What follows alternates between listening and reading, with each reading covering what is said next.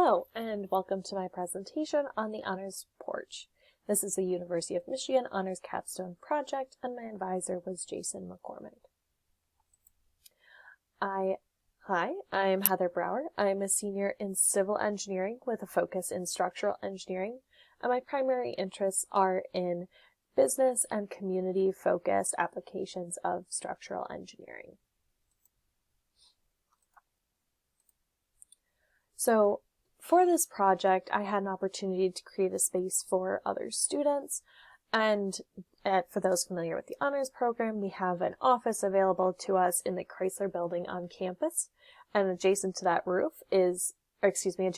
office is a low roof. It's only about 3 feet above the soil, and there's a large potential there to modify that roof in order to create an outdoor space for students. So the purpose of this project was to create a space through structural design for honor students to use and enjoy. Currently, our primary area that we're able to use together is that office, which is small and indoors. So I wanted to create a space that more people could use that was outdoor to let people really enjoy the outdoor space together.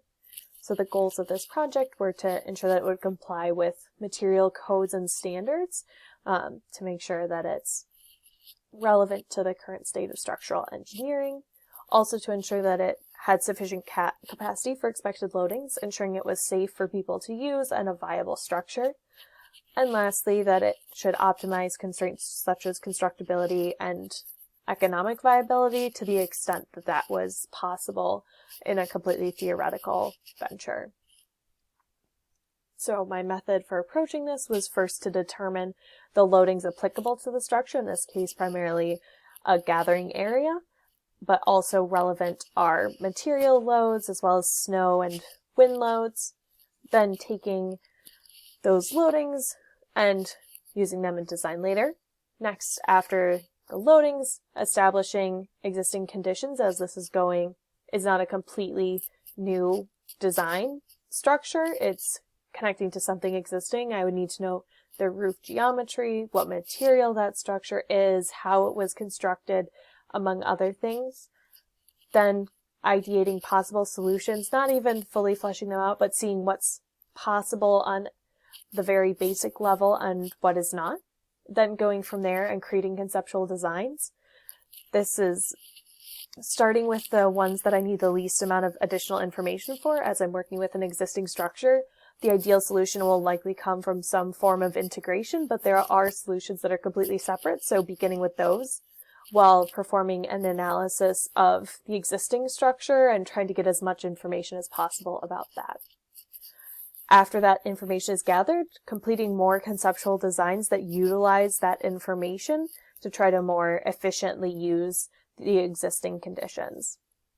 Then using all of those conceptual designs, refining in order to find the most economically viable and constructible options, and lastly, selecting the optimal or solution that has the most potential and detailing it and revising it to make the most effective design for the goals of this project. So some structural engineering skills I used on this project were knowledge of steel design and construction, and similarly concrete design, Revit modeling, structural analysis techniques, and evaluation of alternatives by economic and constructability criteria. Most of these skills I developed in classes, but also through experience in the workforce and on construction sites, especially the economic and constructability criteria especially come from that outside experience.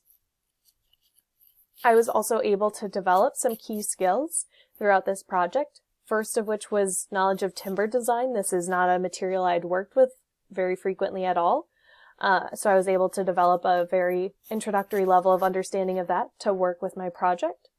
I was also able to improve my iterative design approach, as this is fundamental to most engineering problems of trying something, figuring out the benefits and disadvantages, and then trying again in a different way.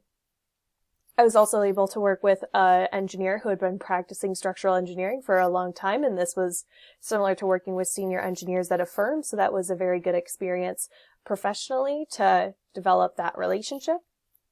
I was also able to use existing plans for the structure, so that really helped me read and understand existing building plans, especially as these plans came from the 60s, so some of the standards since then have changed, so it really helps that analytical thinking and understanding of old notations. Lastly, this is a skill I've attempted to develop throughout my years at U of M, but will need to continue to do in my career, is adaptation of problem approach throughout the project. So as I went along, I got new information that changed my perspective, and I had to continue to adapt to develop my solutions. I was able to continue to develop that skill through this project. So into my actual design approach, the general construction that I determined through the early stages of design is that I could use timber to support my decking as a filler beam, and then use steel as the girders and columns. So this particular design approach utilizes a cantilever, so it is unsupported on this end, and it connects to these columns and down to foundations with timber filler beams and a decking on top. The primary advantages of this particular design is that it doesn't interact at all with the existing structure, so only geometry of the roof and this basement wall are needed in order to create the structure.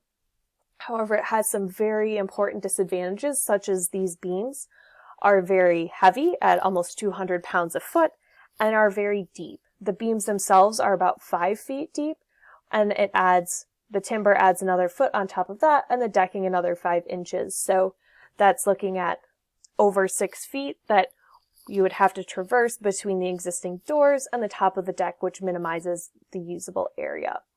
It would also likely require large foundations, and it would have large sized timber, which is non-standard and would cause more expenses. So a second design that I developed after cultivating information about the existing structure is this one that is fully supported by that roof.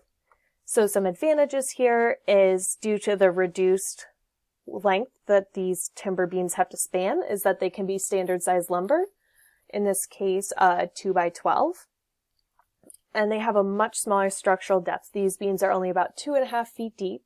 No foundations are required, which reduces cost significantly because no excavation is required. And this all leads to potential time and cost savings relative to the first design that makes it a more constructible and viable option. However, in my analysis of the existing structure, I found that the roof beams that are under this slab are not quite sufficient in shear capacity, that some form of retrofit would be required, and this is uncommon and typically uneconomical to perform. It also has limited connection points due to the structure of the existing beams beneath this slab, and it requires more beams than the previous design in order to rest right on top of the existing beams. So in order to try to minimize even more disadvantages, I developed a third design, which is a hybrid of the two. It has one support on the existing structure, but is also externally supported. It maximizes the advantages of both systems to a large degree and has fewer disadvantages. It maintains the standard sized lumber and the small structural depth, and it has the limited interaction with the existing structure and potential for time and cost savings of the actual design as well as during construction, because it would be fairly simple to construct. It does maintain some disadvantages of requiring a foundation and the beam spacing to be smaller, requiring more beams. So some key takeaways here was that dimensional lumber was sufficient to use as filler beams, which had cost and weight savings. The existing structure had sufficient capacity to carry most loads, so at least partial reliance on that structure is possible. The hybrid design has the most potential to actually be constructed at the cheapest possible cost, and that access from that existing door onto the roof is a limiting factor because access from that roof level up to the deck level is limiting, and it has to be able to meet ADA compliance. There are also more complex options that could be considered if a plastic or computational analysis were used. So further steps to take this project forward, if I had the time, would be to complete those more complex designs, evaluate the options on a more technical and numerical level for economic viability and constructability, designing connections for all members, and developing construction drawings. Some opportunities to really get the community involved to create that space I want to would be to get the students' input on their preference between the designs, as they all have different aesthetics and possibilities, and surveying the architectural and deck features that they really want to see in a space that's made just for them.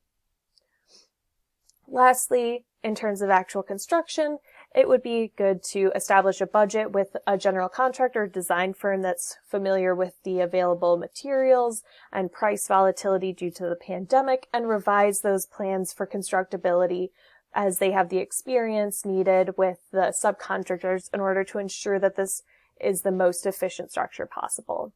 Lastly, presenting the university with the plan to gauge their interest in it and the funding opportunities for it would be the final step before this could possibly ever be built. So thank you very much for your time. I'd also like to thank my advisor, Jason McCormick, and John McCarthy, the senior engineer I consulted with, and lastly, the College of Engineering Facilities and Management and Coordination team who was able to get me those plans for the existing building.